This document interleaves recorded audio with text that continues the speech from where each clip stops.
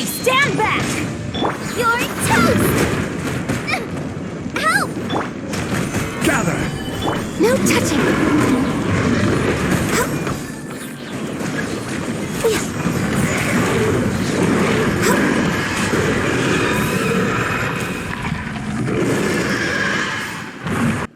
What's up guys, Enigma Av here, and today I'm bringing you Ganyu.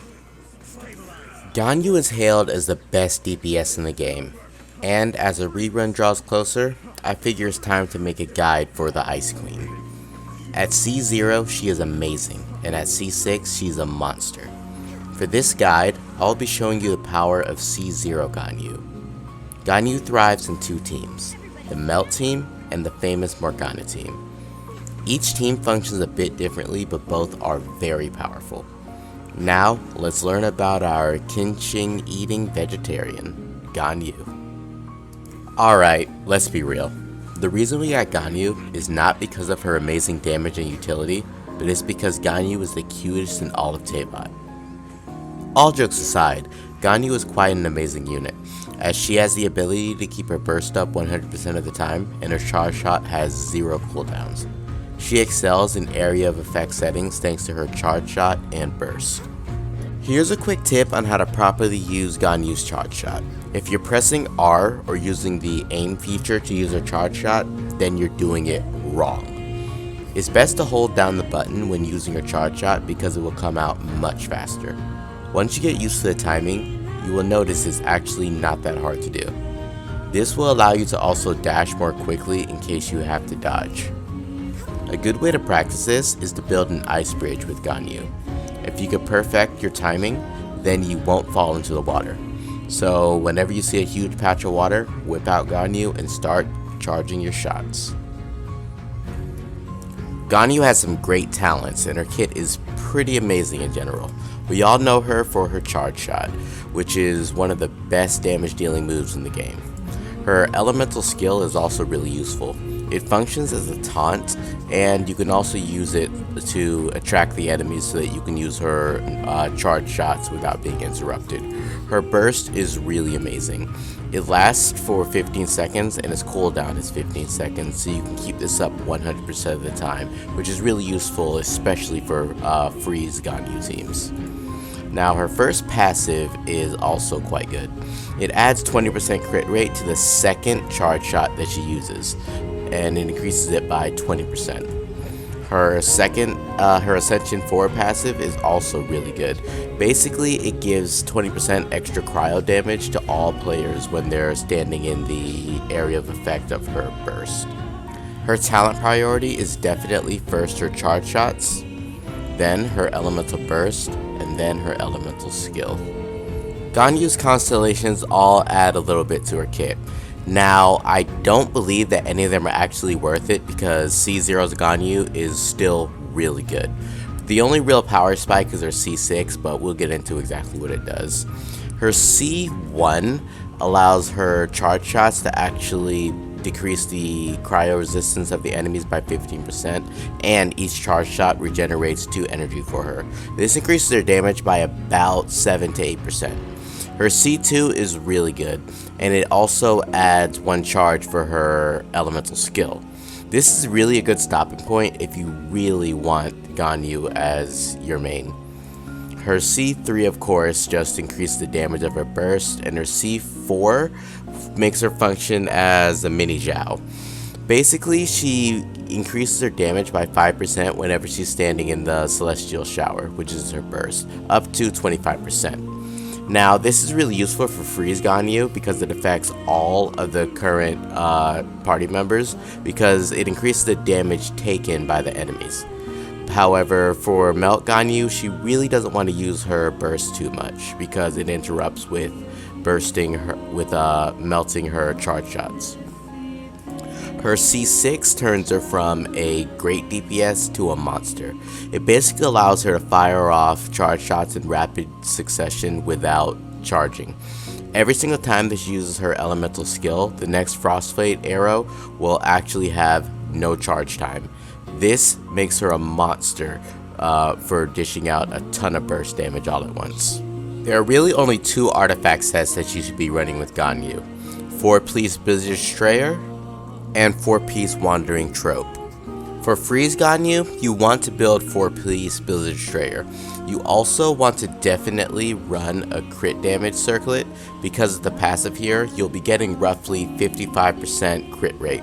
That's 40% from the set and then 15% from Cryo Resonance. For Wanderer's Trope, you probably want to run a crit rate hat, unless you have significant crit rate rolls or plan on using Skyward Harp. I can get away with running crit damage because I am running Skyward Harp, and I have a few good crit rate pieces here. As far as weapons, she can really use any 5-star bow except for Elegy of the End. But Elegy of the End is still really good for support Ganyu because she can easily trigger the passive. Amos Bow is normally her best in slot and is technically her signature weapon. See, it has the little horn here, like her horns. Kinda, get it? She's kinda horny. Thundering Pulse is a bit better than Polar Star, and then Skyward Harp is right underneath it. When utilizing Thundering Pulse and Polar Star, you want to weave in normal attacks in between charge shots to gain stacks to gain the full weapon passive. She can, however, keep up the full passive quite easily on both. If you're struggling to maintain at least 50% to 75% crit rate, then you can definitely use the Skyward Harp or Polar Star over the Amos Bow. For 4-star weapons, she has quite a few options. The Hamayumi is fantastic for Melt Ganyu. Since she will have 100% energy most of the time, this will double the weapon passive to increase her charge shot damage even further. In all other cases, I'd advise Prototype Crescent. You do have to get good with hitting weak points on the monsters when using this weapon, so if you have trouble doing that, then just stick with the Hamayumi. You can also use the Blackcliff Warbow, and Viridescent Hunt is also a decent option as well and can function as a good grouping tool. For support Ganyu, I would suggest the Favonius Warbow. She can normally keep up the burst by herself if you do use this, and she can provide energy for the full team. You can also use the Sacrificial Bow as well, but I do believe that the Favonius does function better. We've all heard of the infamous Morgana team, and for good reason too. Thanks to Mona and Venti, as supports, they help dish out a huge amount of damage.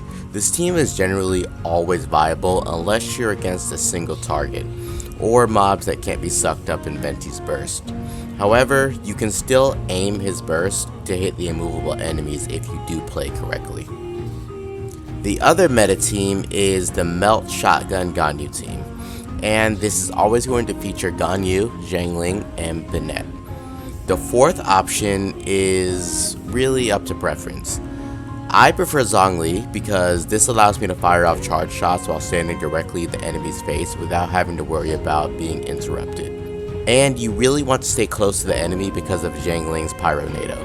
Another great option is Sucrose or Kazuha if you don't have Zhongli. If you have Kazuha at C2, then this will be a major increase in damage, but he can still work at C0. If you don't have either, Sucrose is really good. If you're using Sucrose or Kazuha, you're really going to want to swirl either Cryo or Pyro. For Kazuha, you definitely want to swirl both because he is able to. Ganyu also fits in many teams as a support. I use her with Zhao for a Cryo team with Diona, and she also works really well with Child for an infinite freeze loop. Also, any team that does need superconduct, like maybe Razor, she does work really well here as well. Anywhere where cryo application is needed, Ganyu really will thrive. For Morgana, the general rotation is to start with Ganyu's burst. Then you'll want to pivot to Venti and use his burst. Try to get his burst inside of Ganyu's burst because you'll be able to swirl cryo and activate the Viridescence passive. Now you'll want to swap to Mona and activate her burst first, followed by her elemental skill. This is because we need hydro application. Because the enemies are frozen, the omen buff from Mona will be extended for as long as they are frozen. Now, you can either swap to Ganyu or swap to Diona. If you need heals, you'll use Diona's burst and skill here. Otherwise, you're fine just using her elemental skill and give a bit of energy to Ganyu. After the rotation, depending on if you use Diona's burst or not, you'll want to use Ganyu's elemental skill into her charge shot. You can get off about 2 to 3 charge shots before you're going to want to use Ganyu's burst again and repeat the process. For Melt Ganyu, it's a bit different. Of course, we go to Bennett and then into Zhangling for the spicy hot Pyronado. Then you can go to Zhongli and activate his burst and then shield. You'll want to use Zhongli after Zhangling because Ganyu is heavily susceptible to interruptions because she has to stand close to the enemies to utilize the pyro application from Zhangling in order to melt all of her charge shots. You'll be able to keep a meaty shield during the entire duration of Pyronado. Then you could just keep charging charge shots until Pyronado is up and then repeat the process. There's a reason why Ganyu is considered one of the best characters in the game. She excels at a role as a damage dealer and as a support. She has almost zero downtime thanks to her main source of damage being linked to her charge shots. She's perfectly viable at C0, but really gets a power spike at C6. The only other reason that you really want Ganyu is to hunt foul. Well, Timmie, I killed your chickens, bitch. Thank you so much for watching as always. I'm currently trying to grow my channel, so a like and subscribe would be greatly appreciated. Please leave a comment down below if you have any questions as well. Until next time, Enigma out.